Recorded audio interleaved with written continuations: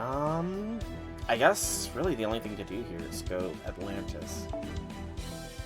Is it seriously jumping me right into it just from clicking on that? It's jumping me right into things just by clicking on the damn thing. I thought I would have the chance to do the prologue, but I guess not. 5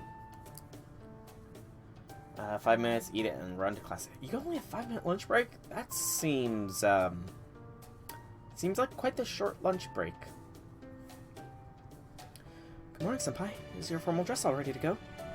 I know it's been a long 2 weeks since we've gotten back from the Indian Lostbelt.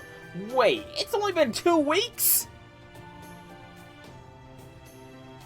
Can we get some time to, cool down from pretty much kicking Arjuna's buttocks to next Thursday?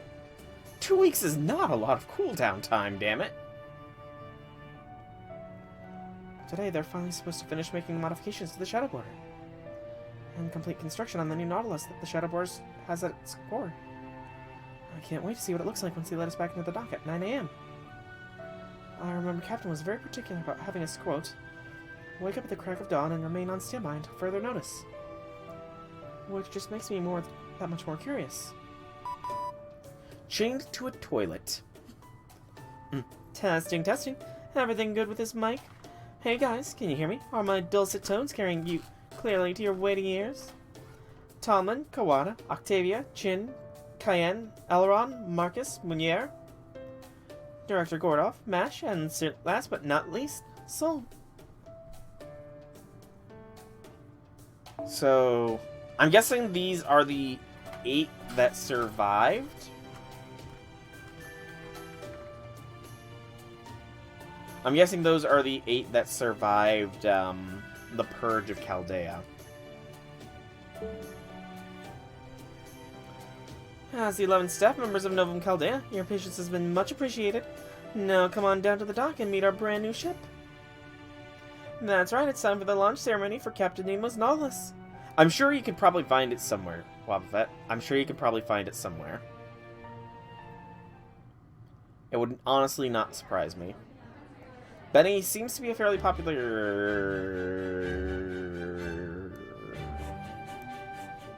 servant. Is this a Naruto crossover? Because shadow clones? Or... I'm trying to think of something else that has cloning. Is this a Stellaris crossover with a... Gene... Ascension path? Or... Gosh, what's something else with the clones? Is this Star Wars? No, we've already done the Star Wars. So it can't be Star Wars.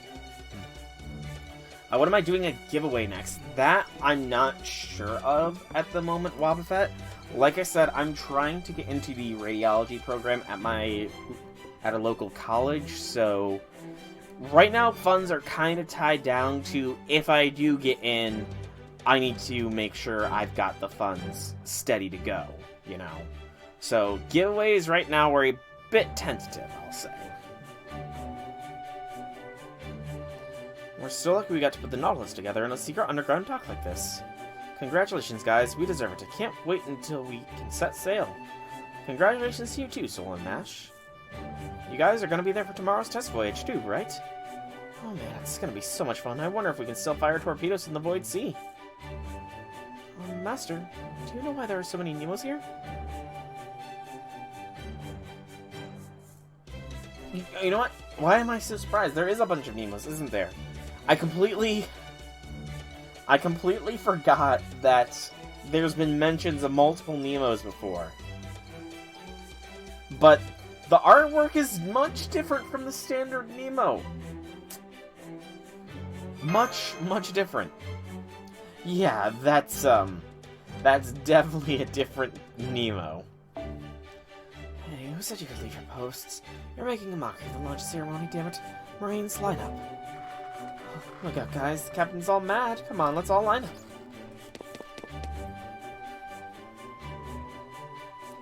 That's more like it. No roll call. Christmas don't care for New Year that much. Ah, gotcha. Sorry, I was a little bit confused by that sentence there. But so you're excited for Christmas. Are you excited for the Santa Nightingale? Is that what you're excited for, Wobbuffet? Nemo Marine, reporting for duty. I'm in charge of the deck, and I want you to requisition me a new mop. Nemo Marine, reporting for duty. I'm in charge of loading the really, really heavy torpedoes. Will somebody trade post with me? Nemo Marine, reporting for duty. I'm in charge of the computer room, and I'm still not sure taking notes by hand is really the best idea. Nemo Marine, reporting for duty. I'm in charge of cleaning the kitchen and bathrooms. A clean ship is a happy ship. Nemo Marine, reporting for duty. I'm in charge of... Good lord, how many is there? How many Nemos are there? Christmas dinner. Christmas dinner is kind of just samey for me. It's pretty much just Thanksgiving dinner. Yeah, actually thinking of it, Christmas dinner is just Thanksgiving dinner, but less turkey. And stuffing less, but I don't eat stuffing, so it's just less turkey. You hate Christmas. Oh no.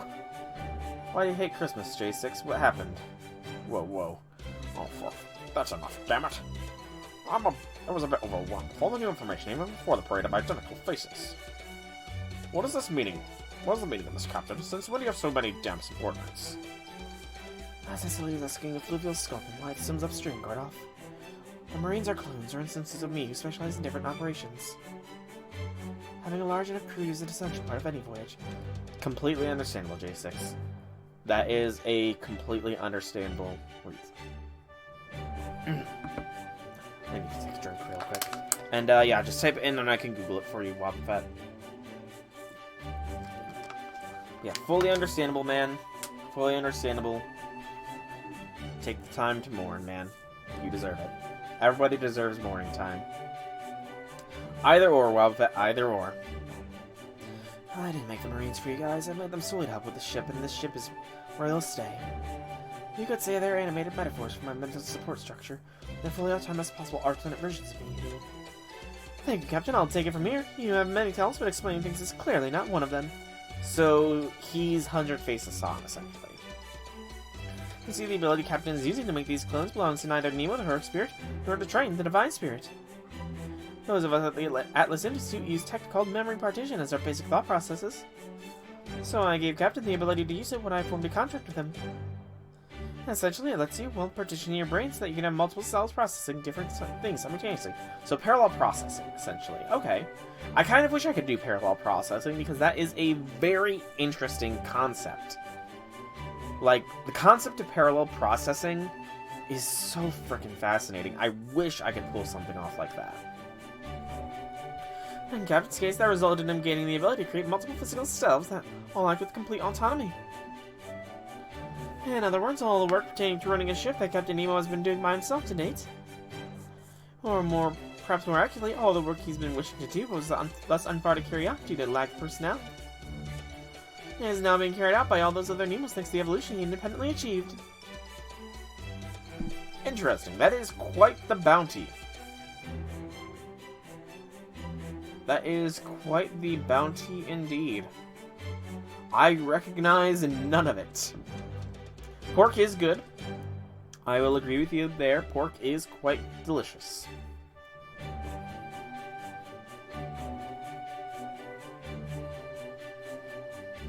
Yes, in the end, they don't just look like Nemo, they are all Nemos. He's still doing all the work by himself.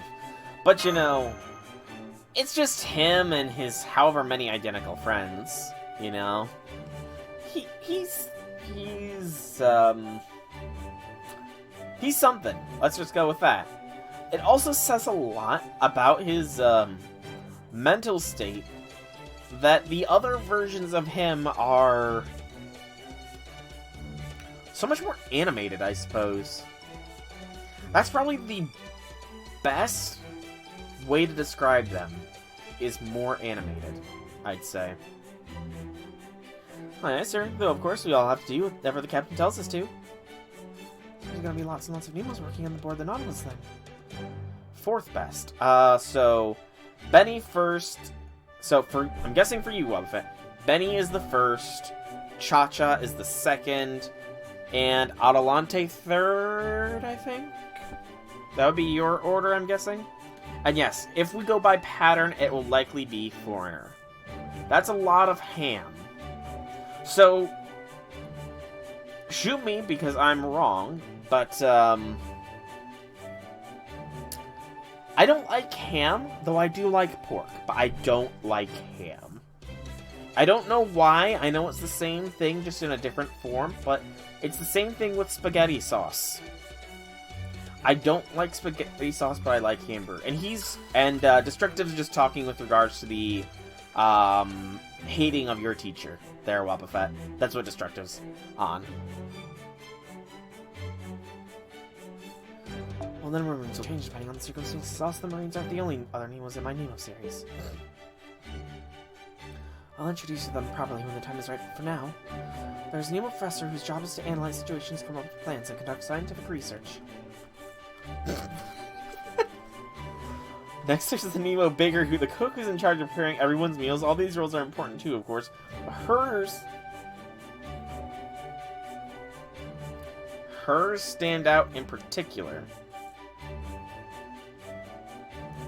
Okay, so this is essentially Hundred Faces Hassan with the multiplicative ability with, yes, he is a guy. That's why I said her. Because 100 Masks or 100 Faces Hassan has the male alter egos as well. So that's essentially what it is. Although isn't 100 Faces off of I'm pretty sure 100 Faces Hassan's is based off of mental instability or something. Whereas Nemo's is from mental stability. Just shows how close the line to sanity and insanity are. You're gonna go and watch anime? Alright, well, thanks for stopping by, man. It was nice chatting with you again. It was nice chatting with you. Nemo engineer who's so cantankerous you'd never believe she was me. Just as soon as throw a wrench at you as look at you. Those along with the Marines are the crew I'll be taking along to run the ship. Only downside is that bringing aboard the new Nautilus means there won't be any room for a bakery, so I won't be calling Baker. No, Baker. Oh man, that's a real shame. Still looks more and more like a real submarine, isn't it? Where are you gonna go take it out for a test drive, Captain? Oh, I'd like to do that no later than tomorrow. We'll need to cross an ocean from the Age of Gods into the next Lostbelt, so I have to make sure everything is shipshape, figuratively speaking. However, the only ones who will be coming with me are Mash and Soul. The rest of you will be staying here. What? Why? We have our reasons, Munier. Sorry, just wasn't in the cards this time. While Captain Mash and Soul are out testing the Nautilus, the rest of us have our work cut out trying to get ready to infiltrate the Atlantic Lostbelt. Go back to crying. No crying from pain, J6. Try and transfer your pain through the computer to me. Oh, I thought you were talking physical pain. Emotional pain is a good thing to feel. Sometimes, not all the time, though. Developing the ultra-long-range lens, doubling and tripling the Nautilus' defensive systems, reinforcing Soul's mystic codes, fine-tuning Mash's Ortanax. Basically, Munier will have absolute ton of things to do here. We just don't have the time to spare for you to be wasting your magecraft expertise on a submarine test drive. Damn it, all rotten luck. If I had known I was going to hold me back this one day, I would have sold my magical crest and gotten out of the magecraft game long ago. Munier's a mage. I never would have guessed that he was a mage, honestly. Huh, that's the boldest statement I've heard in a long time. But in case you need a reminder, if you weren't a mage, you would have never been hired at Chaldea in the first place. I don't think we're technically a mage, so how about you just resign yourself to helping the technical advisor like a good little lackey and let me take responsibility for what is sure to be a delightful Nautilus test dive. You're sure, Gordy? You do know they're going for a test dive in the Void Sea, not the Wandering Sea, right? Yes, as I was saying, I will let Soul handle it, as I have a lot of directory work I need to do myself, yes, quite a lot indeed. Then it's settled. This afternoon I'll be holding a class to explain all about the Nautilus' equipment and the facilities, as well as what to do in case of emergencies. Then tomorrow, Soul, Mash, and the Captain will take it out for a test dive. While they're off doing that, the rest of us will be getting things ready here at the Wandering Sea for infiltration at the Atlantic Lostbelt. It'll probably take around 7 days to wrap everything up, so this could be your last chance to relax on standby for a while. Make sure you're all well rested so that you can give your best for what's to come. Right. Got it. Roger, roger.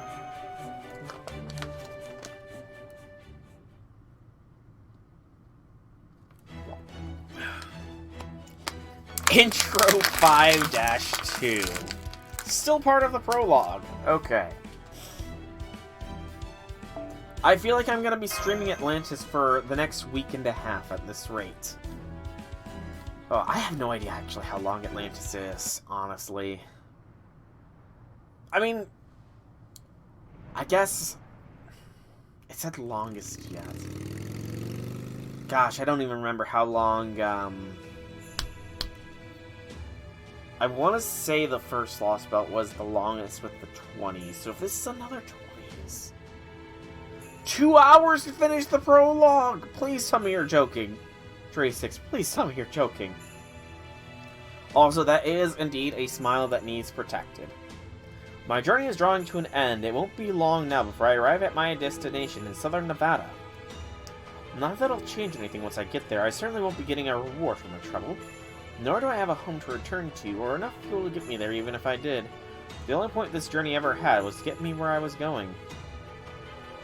Well, no, that may be technically accurate, but it's still not quite right. Let me be clear, so I don't invite any misunderstandings. When I say I don't have a home to return to, I don't mean that in the heartless, cold-blooded bastard sense.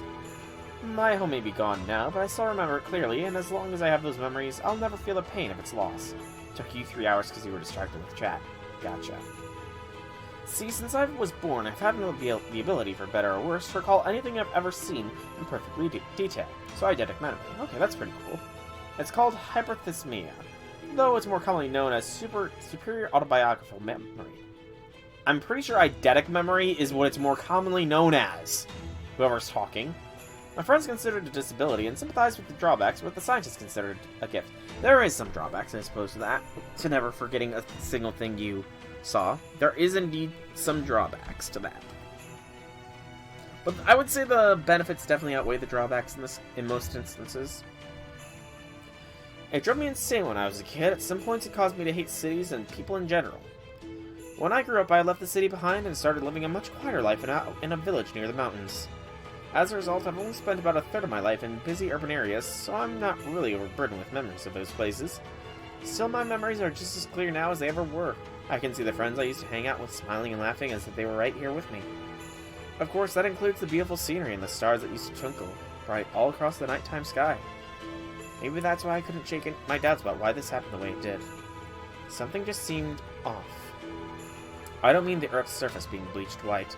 I mean it feels like something even bigger has changed, but in a way I can't put my finger on it. Whatever it is, I've noticed it at different points during this journey. There was something different about the skies above Russia, Scandinavia, China, India. Whatever it was, they weren't the same skies I'd seen before.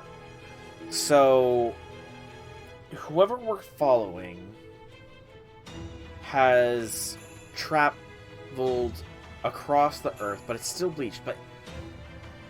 So, while there is walls separating the Lostbelts from each other, I guess an ordinary person can't actually pass through into the Lostbelts themselves. I guess that would explain why we need to zero sail into them with special technology. They must exist on a different layer of reality, so to speak. There must be some other change occurring in places I'm not privy to, or maybe some other humans besides me are struggling to fight back.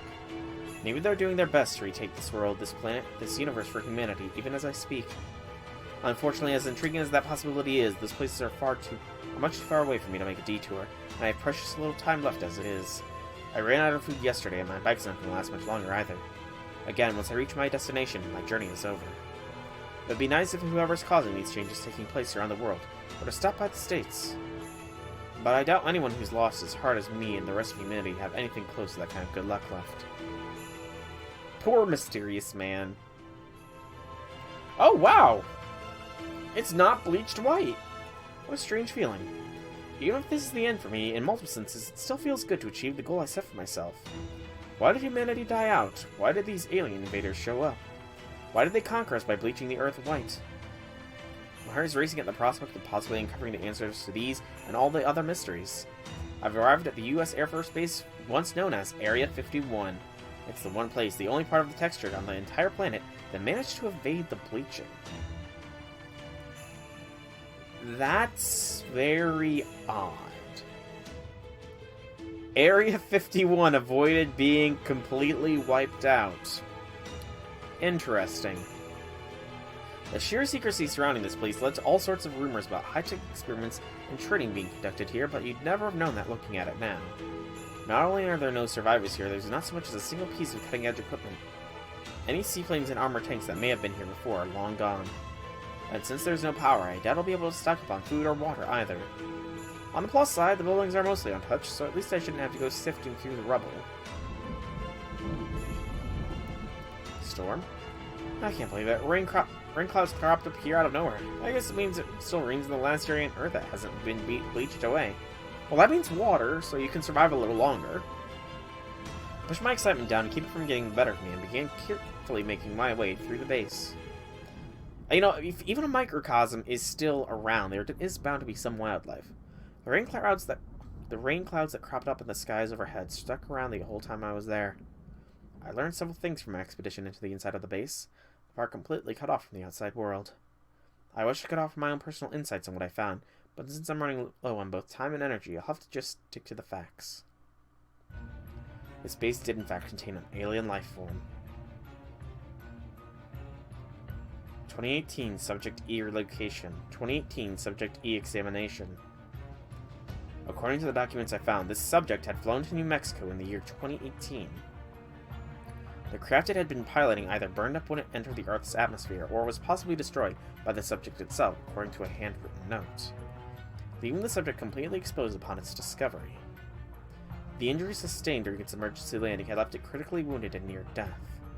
By flash freezing it, the Air Force managed to preserve its life functions. They then brought it to this base. All the other records pertaining to the subject can be summed up in a single word: gruesome. The scientists performed all kinds of tests, experiments, and surgeries in order to keep this alien visitor alive. They conducted clinical trials with different kinds of medicine. They tested every known substance on Earth to see how it would react. They observed reactions that corresponded to pain. They observed reactions corresponding to joy. To measure its endurance, they stopped supplying it with nutrients. Then they tried burning it, freezing it, melting it, attaching things to it. Fair enough, J6, fair enough. Also, you know, burning, freezing, melting doesn't really seem conducive to keeping something alive, scientists. They stirred its intestines around, cut off parts of its body, measured signals from the organ they thought was its brain. They performed all of this research, what could be also the very crystallization of human history, on the subject while it was still living. That's not cruel or anything. It didn't take long for the surgical procedures meant to resuscitate the subject to morph into brutally exploitive experiments. I was about to say, and since the cells taken from the subject's samples were made up of elements that didn't exist anywhere on the planet, it wasn't hard to imagine that further research could eventually lead to military and civilian applications. Truth be told, that was where the top brass's true interest lied. After all, ever since the turn of the 20th century, the energy race between nations had only continued to pick up speed. And there was no insurmountable gap between the industrialized nations and developing ones. I could tell from poring over the documents that they began with the best of intentions. They wanted their research to result in a better life for every person on Earth, to help humanity move past its endless squabbling for wealth and forge ahead with new, loftier goals. However, Area 51's researchers didn't see it the same way. With every experiment they ran, they became more and more certain that the subject was emitting a constant unknown signal. It was calling for help. So they thought, if they kept running experiments on it, they kept inflicting greater levels of pain on it, even more potential test subjects were bound to show up. Okay, whoever these scientists are definitely need to be ethically, punished. I'm pretty sure that whatever these scientists did not pass their college ethics course. At least without cheating heavily. That's why this all happened. This wasn't a natural disaster. It was a man-made one. But is that truly the reason? I finally know why those trees came here. Now I just have to confirm one last thing. Was this the true cause? Was there really a Subject E here at the base? I have to see it for myself. And I have to do it before I die of malnutrition. There better not be a jump scare. Yeah, just more than a little bit.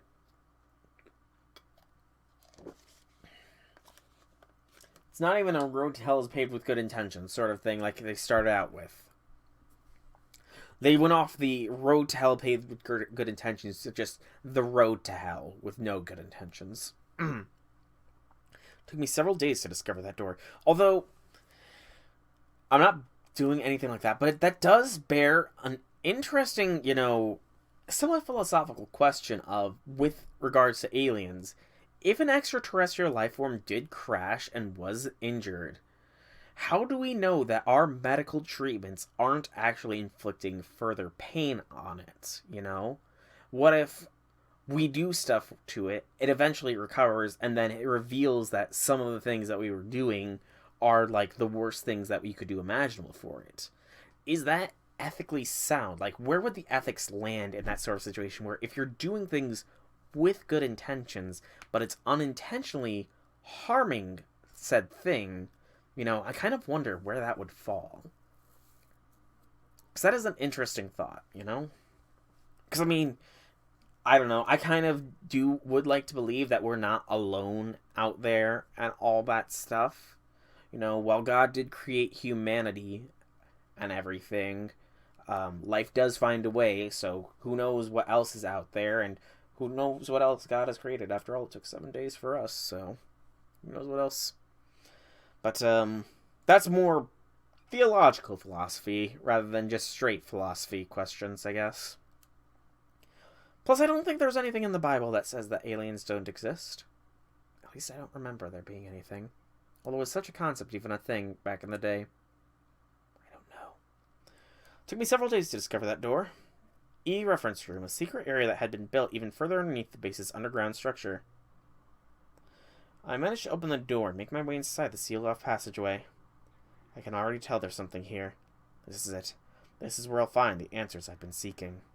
There's just something different about the air in this passageway that makes it all too clear. My instruments aren't picking up anything unusual, even though the passageway itself is like something from another world, entirely removed from what we think of as reality. So this is probably why Area 51 wasn't bleached, because the alien thing is here. Which begs the question, if the alien thing is here, and this is what signaled the alien god and the trees to come, then is this a possible 8th Lostbelt? Could this subject E sprout into its own tree of emptiness and form a surprise 8th Lostbelt? I wonder. I know this passageway is made out of iron and steel, but it feels like I'm walking on pulsating jelly. Oh, lovely.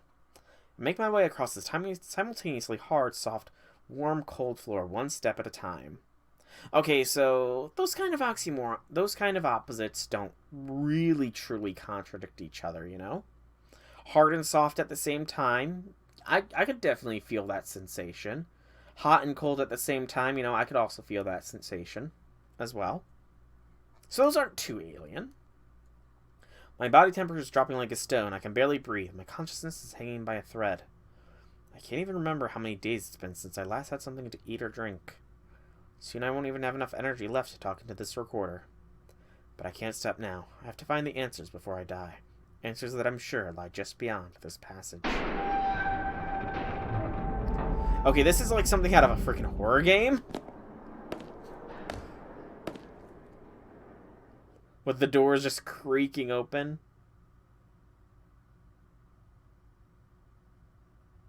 David.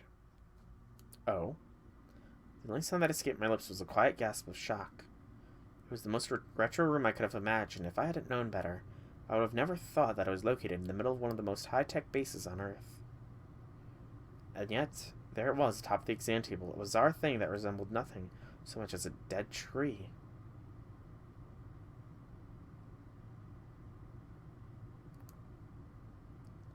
Is that a hand holding a gun? And is that supposed to resemble a dead tree? Hey there, it's about time you showed up, Blue Book.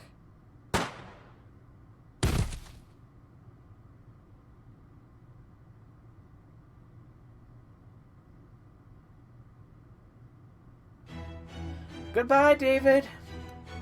Hardly knew ye. So... It said David there at the end, so I'm guessing the full name is David Bluebook. And he was shot by a dead tree in the shape of a human. Inside Area 51, the deepest of which base has been warped with somewhat non-Euclidean stuff. Interesting. Intro 5-3. Okay, so we've had the conclusion of David's story. We've had the Chaldean crew's story. Whose crew's next? Is it going to be the Crypters crew's story? I'm guessing. It is the Crypter story. Okay. It is also just a guys' club now with the Crypters. That's all I've got to report. Any other questions? This isn't like you, Pepe. Didn't you always used to tell us we should act with our cheers when we lost? Unless, of course, you don't consider the Indian Lostbelt disappearing a loss at all. My, see that at least your sharp tongue has managed a full recovery, Caddock. Alrighty then, let me rephrase. Not only did I get in a fight with my Lostbelt's king, my very own servant washed his hands of me, and I had to run all the way here with my tail between my legs after Chaldea, our sworn enemies, saved my life. I'm clearly the best Crypter. But at least the roasted bananas were super yummy. Never mind, I take it back. You're just as cheery as ever. Now shut the hell up already, will you? Now that's our Princhino. Besides, it's still too soon to clear yourself a loser. No, you must have really gotten in their good graces, right? There's more to deathmatch than just slipping a knife between the other guy's ribs. Getting your opponent attached to you is a pro-level long game move.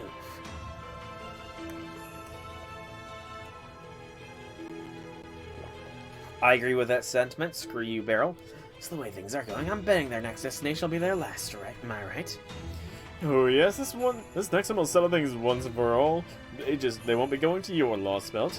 I mean, now that they have a ship, they're all but certain to come here. Even though that practically guarantees their demise. Well, damn, that's really brave of them. Gotta give them props for that. Hats off to you, Chaldea. We couldn't have asked for a better guy to fill in that last seat. What was his name again?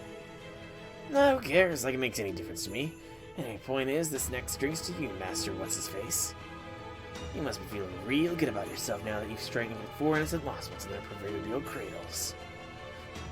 Totally haven't lost any sleep for the fact that we've completely and utterly destroyed 4 whole human civilizations and all their history and all their thing. Something worse than genocide ever could be.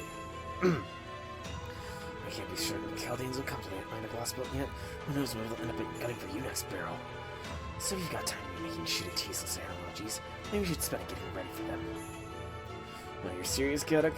You really think I might be next? Are you feeling okay? What are you talking about? I'm just saying it's possible that... Oh, Kristari hasn't told you. Well, hey, since all the alter egos aren't here at the moment, we don't have to worry about them, you know? Mind if I tell them myself, boss? No, this directly concerns the next phase of the plan, so I'll fill him in myself. Seyfert. The Tree of Emptiness and Beryl's English Lostbelt has already been... fell.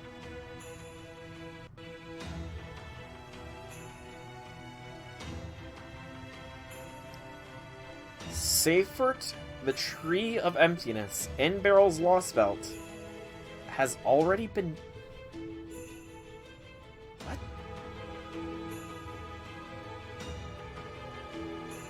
But I know there's an England Lostbelt.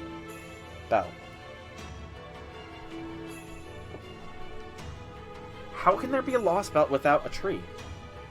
I mean, I guess, wasn't Shamosa technically a Lostbelt prototype or something? So...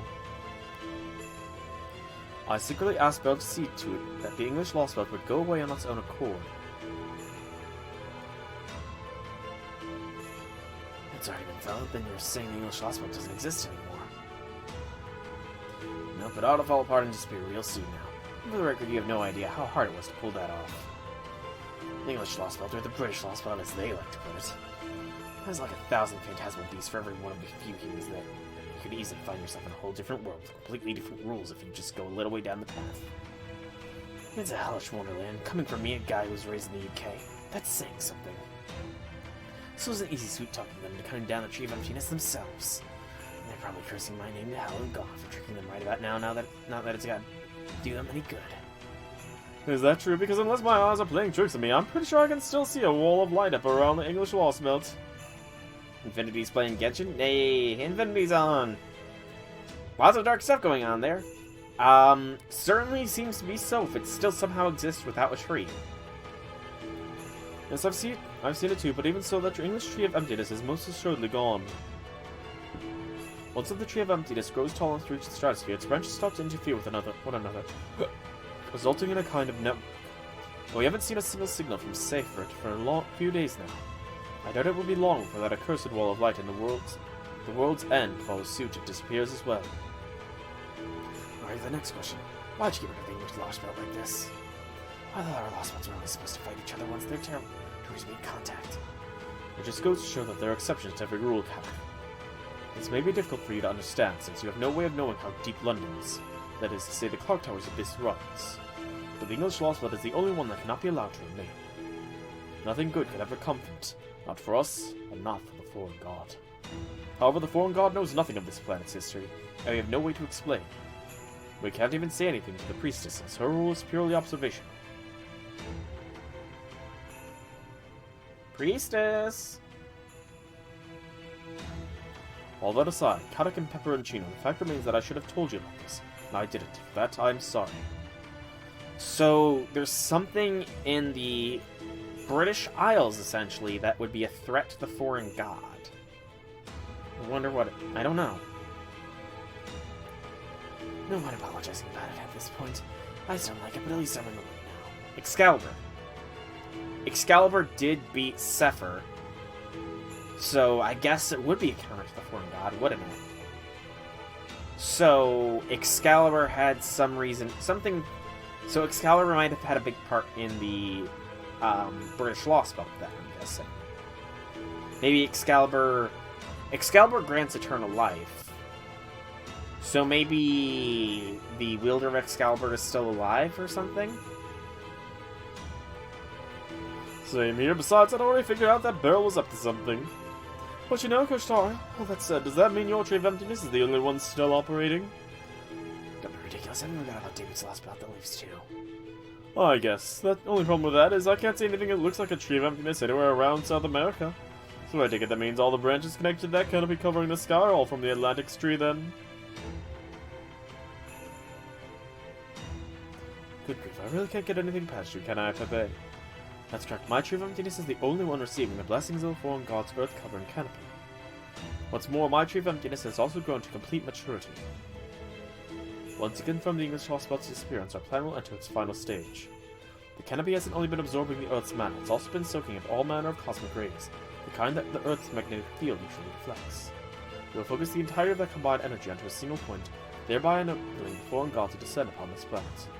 From there, the changeover should be swift and all-encompassing. The old world will perish and a new order will be established on this planet. And I will be the last human left. There goes talking big game again. You sure that's not going to go off without a hitch, wouldn't it? The more time you spend grandstanding like some kind of puffed royal, the more chances they'll have to show up and ruin everything. I'm well aware of that, Kadak. Chaldea's always taken advantage of their opponent's negligence and pride to turn their tide in their favor. Which is why I've sent out all the strongest forces at my command to the Atlantic. That's also why you haven't seen Canis here. I wasn't worried or anything, knowing you figured you have all your bases covered. So it would seem, wouldn't it? Then we might as well just sit back and see what Koshtar has got. In that case, I think I'll keep mooching around here just like Kadak's been. How about you, Beryl, if you stick around on the English Lostbelt?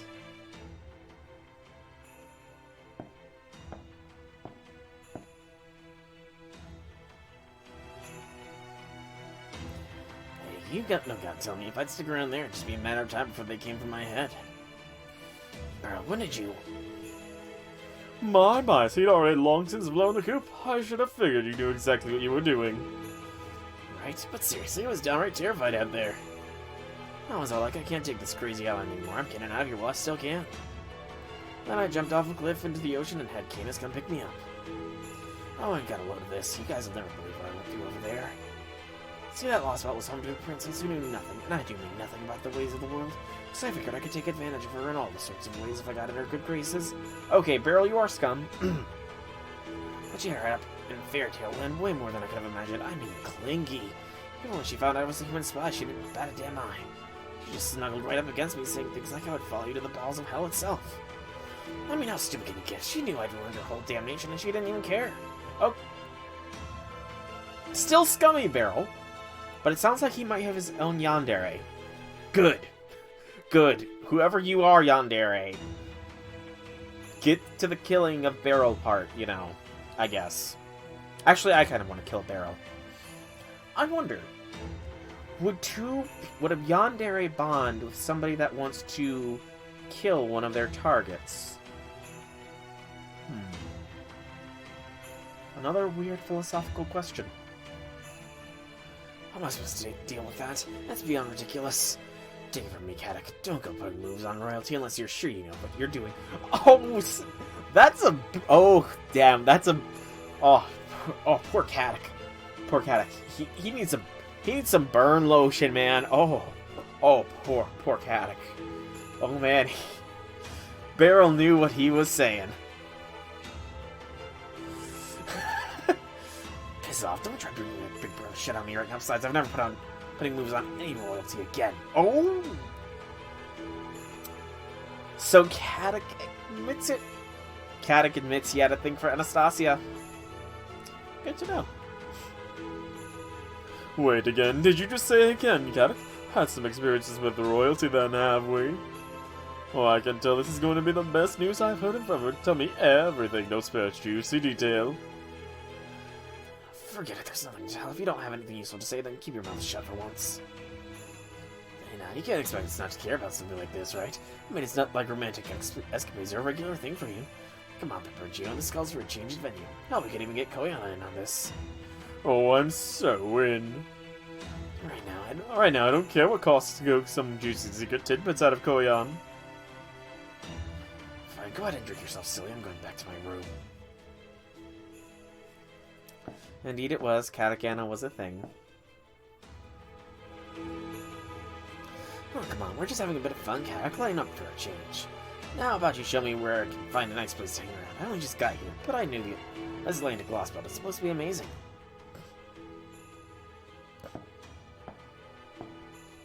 Then Pepe and Wudame. If that's any indication, we shouldn't have to worry about Beryl for a while, though I do hope the scent of blood will eventually wash off of him. Anyway, let me know if anything changes, Wudame. The scent of blood on him. That's not ominous. I might not be too useful, but I'm sure there's still something I can do to help out.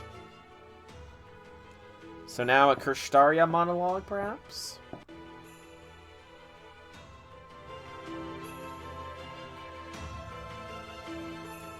Now then.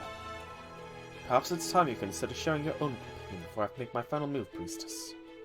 This could be your last chance, seeing as the Foreign God's disciples have yet to even realize I have my own goals in all of this. I kind of want this still screen without any people on it to be the prologue episode thumbnail. You must have seen the adjustments I made to the Tree of Emptiness, along with the way my interests align with Zeus's, even if our conclusions differ. Zeus's. But somehow, in spite of all that, you continue to do nothing. Very well then, I'll not waste any more time asking why you continue to insist on observing rather than acting. Nobody knows if the Foreign God even truly exists, not even the disciples have ever seen them. No, the fact is, not even they have any means of determining what the Foreign God's true intentions may be. The Foreign God is truly a god of emptiness. I cannot in good conscience leave mankind's fate to such a being. I will eliminate Chaldea, watch over Zeus until he passes, and establish the Tree of Emptiness as reality. So continue to stay back and observe, for they are shaped like a priestess. Nobody else is left. I alone shall realize the future I failed to create. Interesting. Also, nothing from David there. And a fourth freaking part! Good lord, the prologue is long! Long prologue, be long! 5 days after the Nautilus test drive. I thought we had a couple weeks. I see you're all here ahead of Operation Start Time. Very good. Master Soul, servants, Mash Carlight. As of this moment, Chaldea will assume its first battle station. I don't want to hear anything about whining about how we're starting the operation 2 days ahead of schedule. captain reported that the Nautilus' test drive in void space concluded safely. So I trust you're all prepared for the genuine article battle. Yeah, I want to know how did the test drive go? I can't seem to recall it very clearly either, though I do get the feeling it was quite the experience. I'm sorry about this, everyone, but Gordolf is right, the situation is dire. There was a change yesterday in the branches of the Tree of Emptiness that we believe now covers the entire Earth. These branches were previously circulating magical energy between them like a network, but now they have been funneling that energy toward the center of the Atlantic. We don't yet know what this phenomenon signifies, but whatever it is, we can be certain that the energy is being stockpiled in large-scale Magicraft ritual. Currently, the amount of energy we have measured is already equal to that used for Goetia incineration of humanity.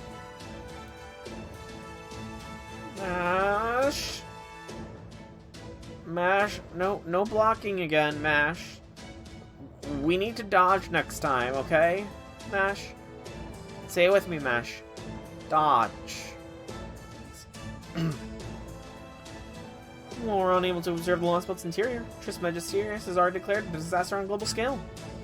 They therefore recommend that this anomaly, that is the Atlantic Lostbelt Tree of Emptiness, be dealt with as swiftly as possible. We try to control the same scale as the incineration of humanity. And that would mean... Yep, the foreign god descending to Earth. One of the alter ego is an old man. Interesting. Every data fragment we've gathered up to this point is pointing directly toward that inescapable conclusion.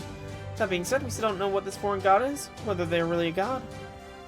Or hell, whether they even really exist in the first place. Sorry for being so useless. There is no need to apologize for that, energy. You can't help with that. What little information we have to work with. That's not your skills. The problem is the damn Crypters not giving us anything to go on. Though, of course, it also seems like they don't know any more about the foreign god than we do. I expect only the Crypter, who knows the truth, is their leader, Karstaria Wodemir. Not to worry, I expect that too will be made quite clear over the course of this operation. Both the English Lostbelt and the South American Lostbelt currently appear to be stagnant, with neither showing any further signs of expanding their territory. Excuse me. Therefore, as we previously discussed, Chaldea will be directing all of our resources towards eliminating the Atlantic Lostbelt. And now preparations for that operation are complete. The Nautilus has been equipped with an ultra-long-range lens capable of observing outer space, and record-breaking Magicraft barrier from all human history. The Shadow Border has been overhauled to such a significant degree that it could almost be called a wholly new machine. Both the Nautilus and the Border have been outfitted in identical functionality in an unlikely event that one of them is scuttled. And Ms. Carlight's round table has been infused with enough magical energy to summon a number of servants on site. My only regret is that we are unable to finish the Ortonax replacement unit before circumstances forced our hand. Well, don't worry about that. I'll continue to work on its design myself. There should already be enough materials for the reconstruction on board the Border. So as long as you're able to discover or otherwise procure a concept powerful enough to fill in for one of its modes, I'll be able to put the whole thing together in the time it takes you all to eat lunch. Weird. Well, I'm sorry, hang on just a moment. I need a drink, because I'm clearly hallucinating. What was that, Mash?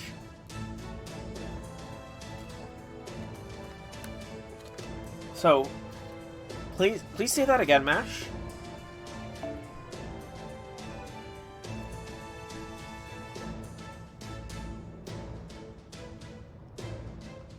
Ultra long-range sniper training in transformation sequence.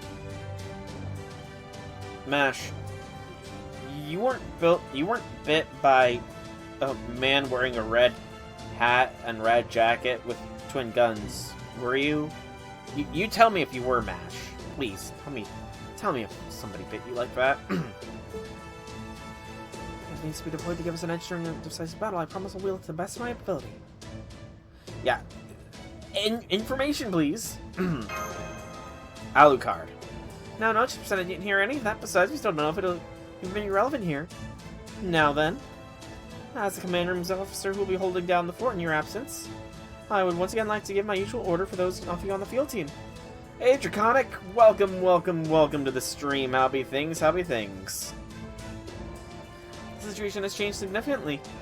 I'll not say we don't have a minute to spare, but I'll say that time is definitely not on our side. What is more, it looks like this was the case for our most key point in the attack as well, the Atlantic Lostbelt. They have now put us in the check before we even had a chance to do the same to them. This is probably going to be longer than any battle you've ever fought to date, both in terms of number of enemies and the path you'll need to take to reach your destination. Even a zero cell can only take you to the Lostbelt's outer edge, which in this case means there will be more distance between you and the Tree of Emptiness than ever before. So I urge you all to handle yourself even more cautiously and cool-headedly than you have so far. In this Atlantic Lostbelt, the act of learning about its world may actually end up working against you. Hey, January 7th. That's at least something good, is knowing when you move. Gives you plenty of prep time. Plenty of prep time. So as you all stay super strong, and that you simultaneously be proud of your latent potential.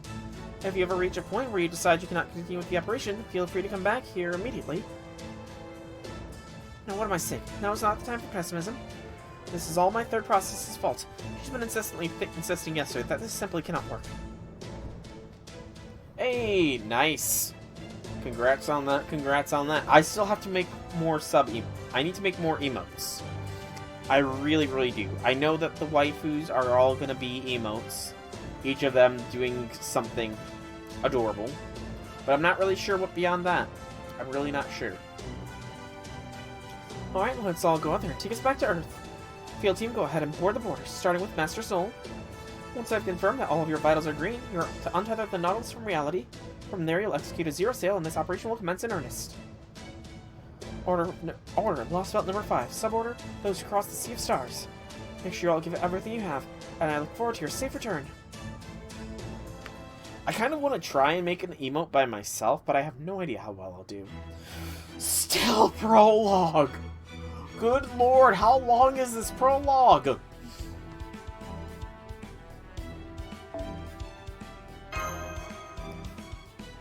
This Prologue alone is like 5 sections. Shiro how lurks since you stole the sky. Do it, man. Sensen! This is as far as I go. I'm sorry, Dion. Bye, Sensen! Sensen. Ha! Oh, Dion, don't let it for a moment, and don't worry about what might happen later. This is the only chance you've got. Bounced off. I can't believe how tough his armor is.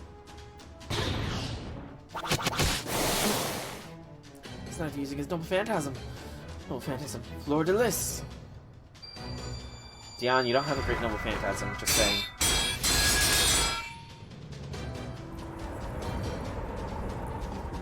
Aggravain? I see. A series of strikes made in tandem with a lily-based illusion. Let's even scratch him. What a joke. It's over, proper human history. We've destroyed every last one of your nests. It's not over yet. This started long ago and ended long ago. Ah, you mean them. The Olympus alter ego will deal with them. Did you think this would all be over once they arrived? There is no path forward for you. Any future you may have had is gone. You can submit to us and live, or oppose us and die. Which will it be? Proper human history. We'll never submit. We see. Then death it is. Holy crap! Oh, that's the most graphic this has gotten! Like, good freaking gracious. They pretty much showed a decapitation. Holy. Poor Dion, man. I was not expecting that. We found the ley line, sir. Good, this is the last one. Once we've used it to summon a servant, causing it to go dormant, we will destroy it completely. Our enemies should have known better than to give us time to prepare for their arrival. Now we will ensure that they have no chance of defeating us. Your first 4-star did not deserve that. Sanson be dead, indeed he be. He did not go out like that, though. Without a catalyst, the only sort of heroic spirit that can be summoned here will be one drawn to this place by sheer coincidence, but make sure you stand back all the same. We may end up summoning a berserker after all. Yes, sir. Hear me now in the name of our great demiurge. Come forth from the circle of binding, guardian of the scales. Come forth and dedicate your life to Olympus, to this land brimming with the wrath of the gods. Scale, so ruler? Who am I? Wait, who am I? Are you my master? Yes, I am. From here on, you will dedicate your body, your life, and your skills to Olympus, bound down to the very last drop of your blood. It is through this servitude that your life will have meaning. What do you mean by that? If this is beyond your comprehension, then your only task is to die. The stealing man spoke quietly, but his words carried an unmistakable fury. Yes, master, my life is yours to command. The servant kneeled low, bowing their head before their new master. It was then that the man lost interest. All that mattered to him was that the servant was not an enemy. For his thoughts were already focused on the true enemy that lay before him. Chaldea, the invaders who would see our world destroyed. I will never let you reach Olympus. It is here in Atlantis that you will meet your end. None of you will escape. None of you will survive. I will slaughter you all where you stand. Prepare for battle. Oh man. Getting serious already. Meanwhile, a man and a woman watch as a certain seacraft makes its way across the ocean.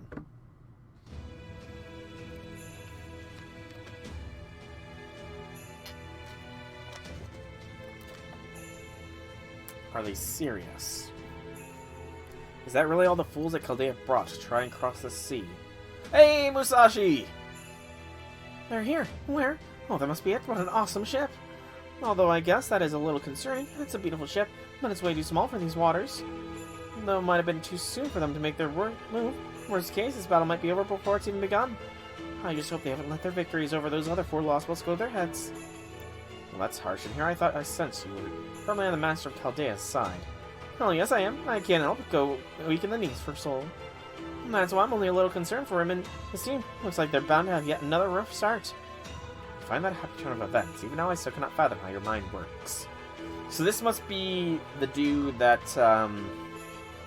was in the 2nd and 4th Lostbelts, I want to say, who set up extra protection runes at one of the settlements, as well as cured that whole town of the disease.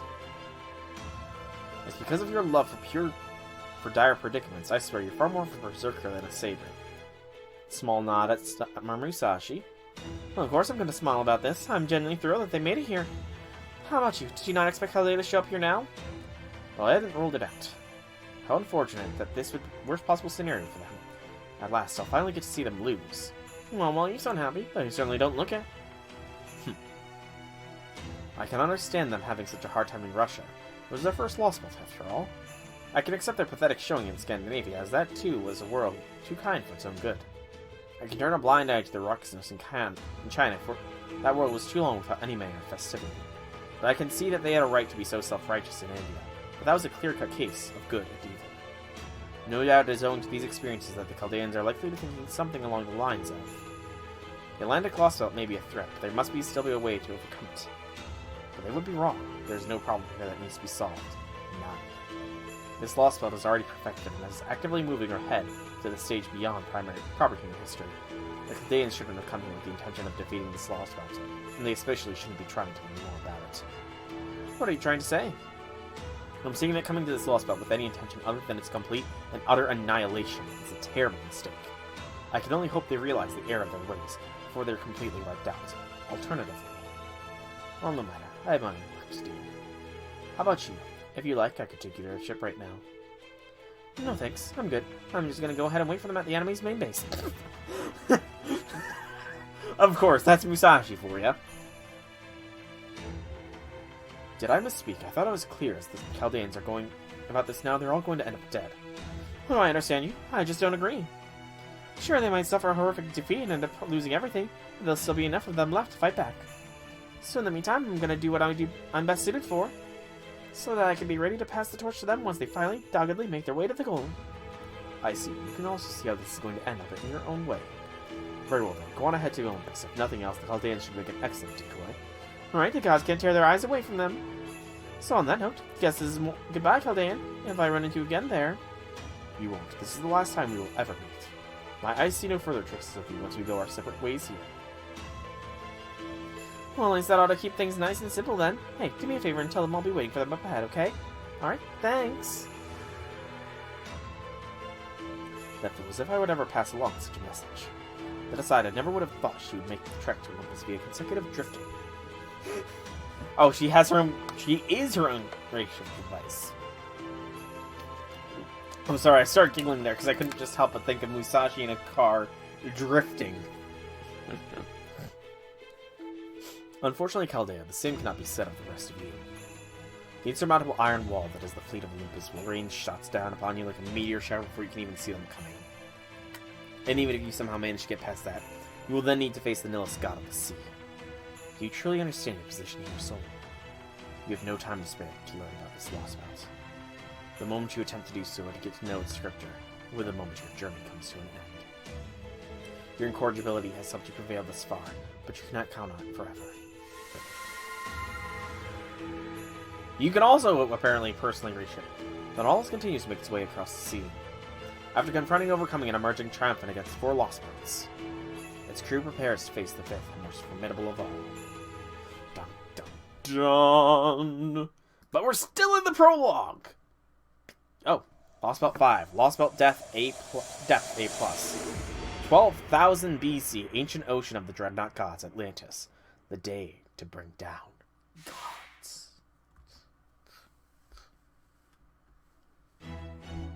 And the final part of the prologue.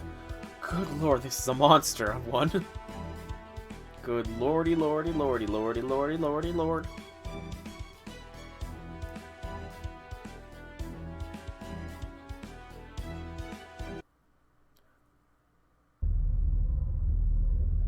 Please tell me you're lying. It is not. It's not 26 sections.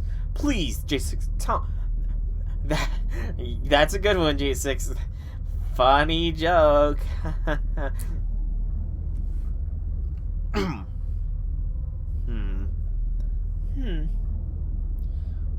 you cut the tension here with a knife.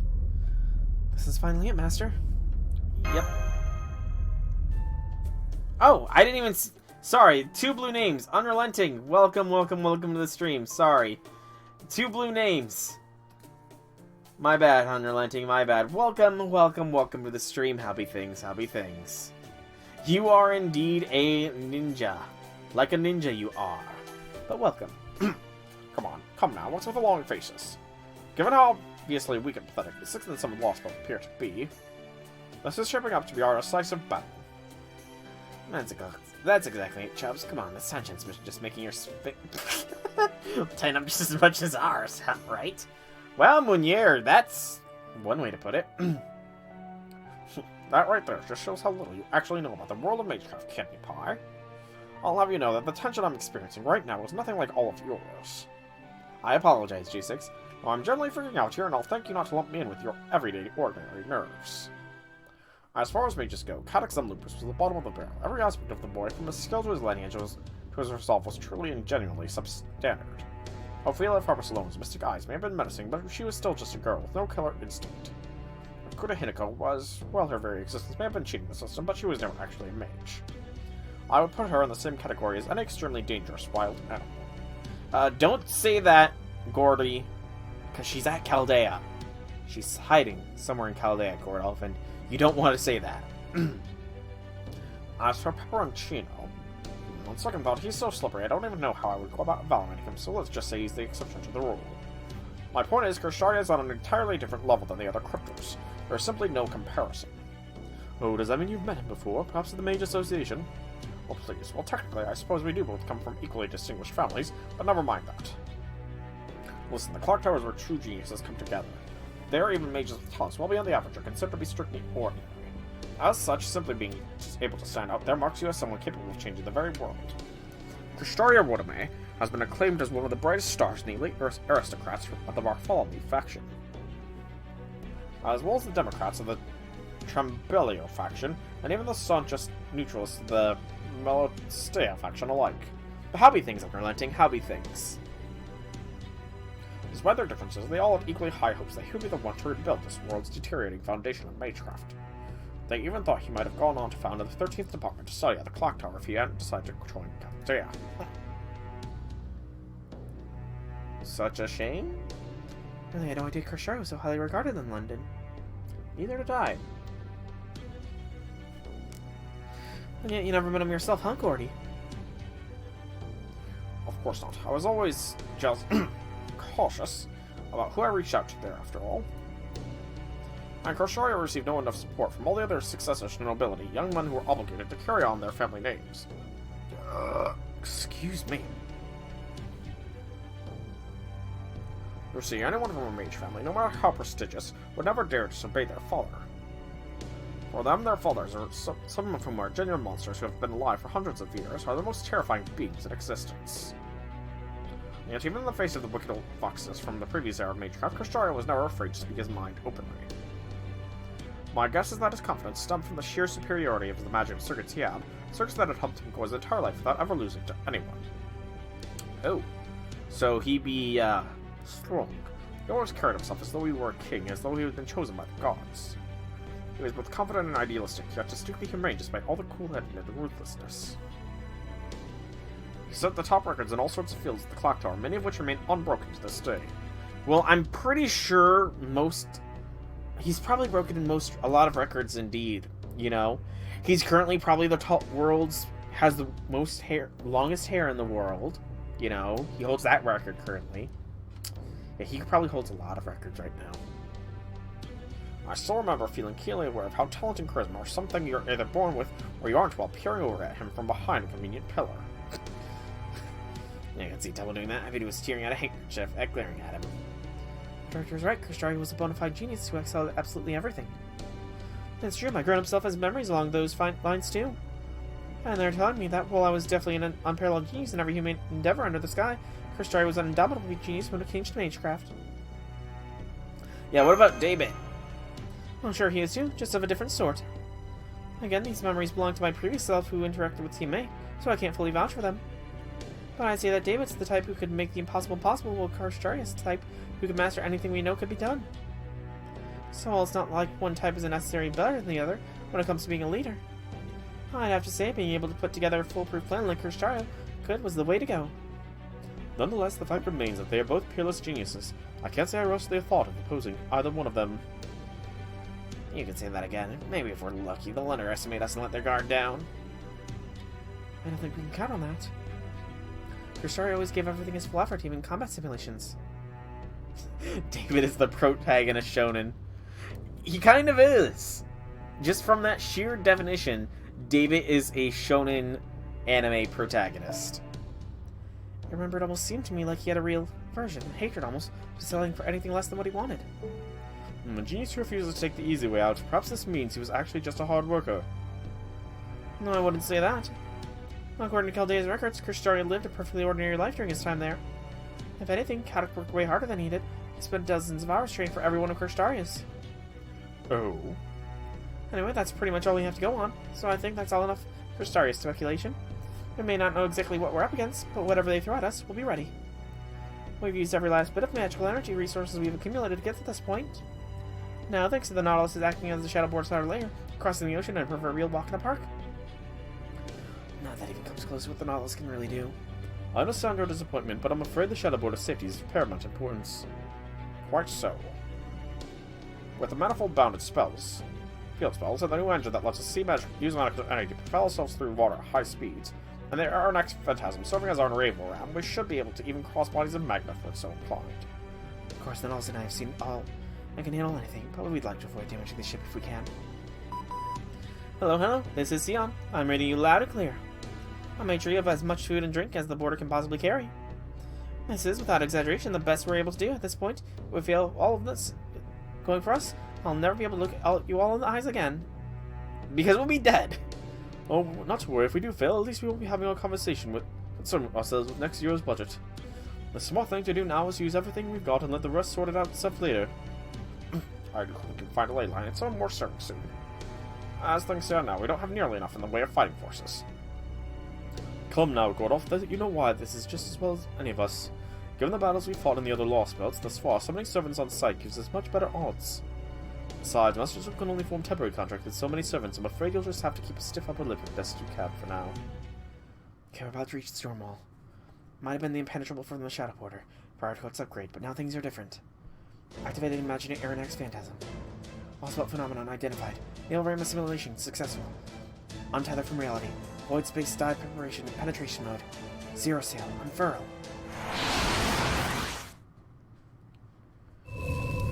Wow, wow, wow, wow.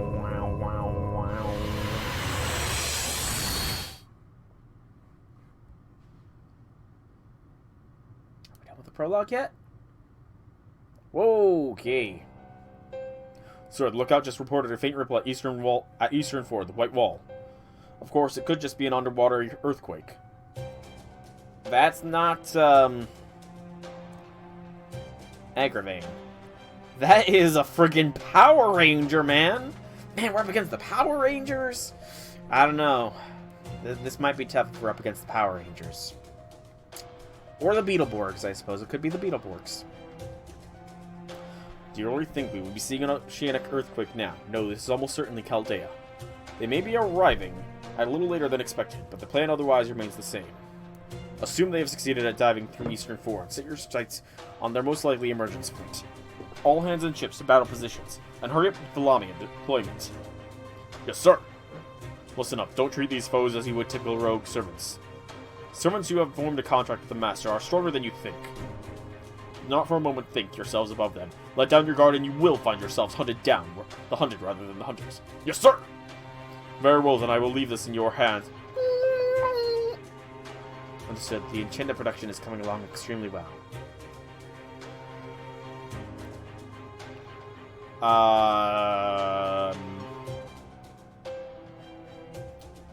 What was that? Is it possible to manufacture those things? Yes, well, at least prototypes. Damn engineers. Even after all this time, you still haven't been able to complete them. Well, no matter. Send them in. Yes, sir. Activate the agenda. Right away, sir. A creature that spits out monsters in spite of the tremendous pain it causes. That is indeed the mother of life. They should have all manner of applications. Oh, we fought that kind of stuff before. We beat down Tia Mama. Come on, move it. Let's go, go, go. Hoist the beam sails. Head for the target coordinates. Full speed ahead. The third fleet has arrived and targeted at the target coordinates. Lamias are now ready to deploy. Your order, sir. Take them out. Yep, he killed Sanson and Dion indeed. He is truly a powerful Power Ranger. And that is finally the prologue done.